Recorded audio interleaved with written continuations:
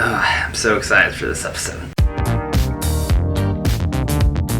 Welcome to Reel Filmmaking. My name is Corey Tindall, and today we are doing a theme breakdown of Spider-Man Into the Spider-Verse. Now, if you've been a regular on this channel for any number of time, you know that I love Spider-Man. He's my favorite superhero. I feel like he always finds a way into my videos. You know, we got the Spider-Man stuff here, and you know, I've got him in my studio and just different places. I just love him. He's great. And so today we're breaking down Into the Spider-Verse and looking at some really awesome themes going on in this film. But I feel like I'm not wearing the right stuff, you know? I'm not repping my guy. Like, this doesn't feel right for this video. So give me a sec. Give me 1 second right here. Ready? See, that feels a lot better. But before we get into breaking down all the themes and all the goodness in this film, quick reminder about what theme is. So, quick reminder, theme is a subject or main idea of a piece of writing or other work. That's your tip for today. That's free. That's all free right there. So the first big one is this whole idea of anybody can wear the mask. This is repeatedly talked about throughout the film. You know, this idea that anyone can be Spider-Man.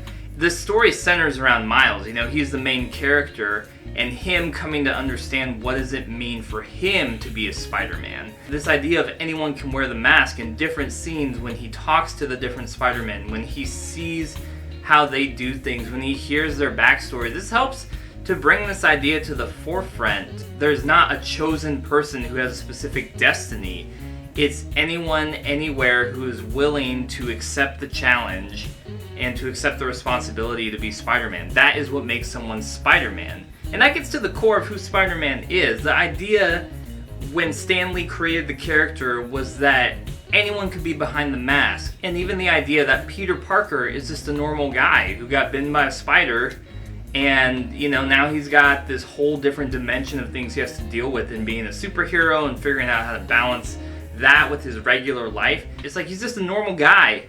Got bitten by a spider, you know, he had some bad luck one day. And this rolls into a whole nother theme in the film, which is honestly a theme that has run the course of Spider-Man mythos for like years and years. You find in the comics, the TV shows, like everywhere, is, we all know it, say it with me, with great power comes great responsibility. I know it feels very trite and we all know it, but like, man, it's so good. It's so essential. It's the core of who Spider-Man is. And so this film, even though it doesn't ever say with great power comes great responsibility, I mean, it kind of hints at it. Peter B. Parker, like, he tells Miles, he's like, don't you dare finish that, when Miles is kind of like trying to guilt him into helping him.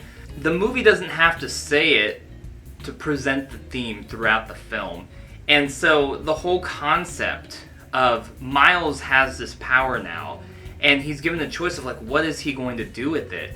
We see early on in the film when he's helping the Spider-Man of his universe, I wouldn't even say really helping, he shows up and like he sees that Spider-Man, they have a connection for a second, and Miles has a dilemma. He's like, do I help this Spider-Man? Like, and then he backs down, he's scared, he's like, no, I can't do that. And that ultimately it plays into, you know, that Spider-Man ends up being killed by the Kingpin. And so Miles feels the weight of that on his shoulders. And again, even though it's not the same thing as like how traditional Spider-Man, we've seen it play out, great power comes great responsibility, the idea still comes across. Miles had power, he had responsibility, he could have helped Peter. And as this plays out multiple times throughout the film, you know, Miles, his relationship with his Uncle Aaron basically kind of being an inverse of Uncle Aaron has power, but he's choosing not to wield it responsibly. And the one time that he does, it costs him his life. Like when he chooses to not kill Miles, that ends up killing him.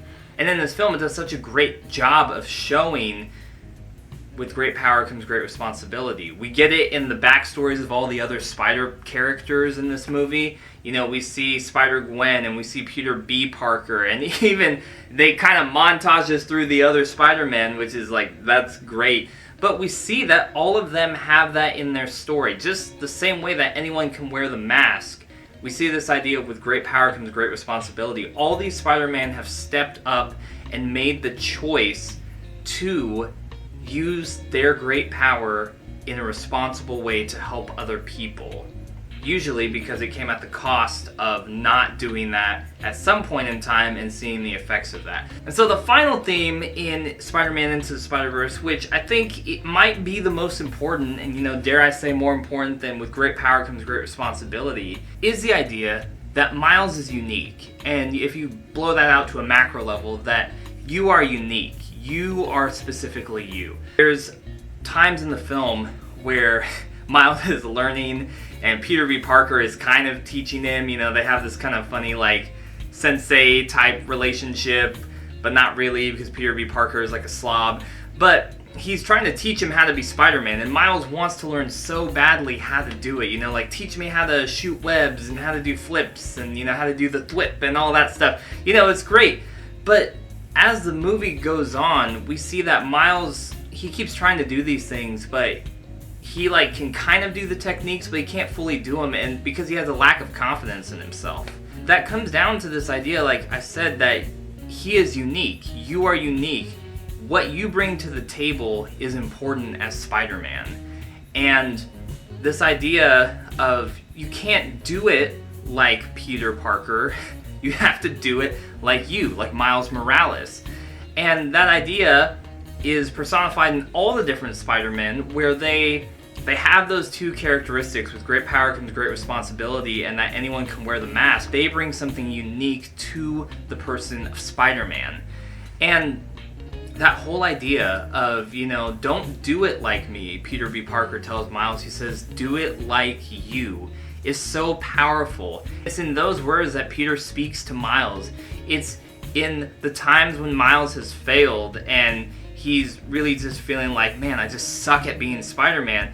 When he looks within himself and sees that, okay, these are things about Spider-Man, but what is this thing about me? What do I bring to the table that is unique to who I am? And when Miles realizes there's something unique that only he can bring to being Spider-Man, that is ultimately what allows him to kind of break through the ceiling and to become Spider-Man and to go and help his friends at the end of the film. And that is carried out through the film so well. It's like you start with pieces of it and you have the other bigger two themes that kind of, push the film forward, but this third theme is still kind of riding in the undercurrent the whole movie, and finally emerges at the end when it's like Miles succeeded because he believed in himself, because he brought something unique to who Spider-Man is. Anyway, I could just talk forever and ever about Spider-Man because this movie is so good and I love Spider-Man, but I'm gonna have to cut myself off. I'm cutting myself off here. So if you enjoyed this video, if you found it helpful in how to break down themes, please give it a like. Subscribe to the channel for content like this coming on a weekly basis. I talk about storytelling, I talk about camera techniques and gear and all that goodness. And until next time, keep making movies and watching movies, and I'll see you next time on Reel Filmmaking.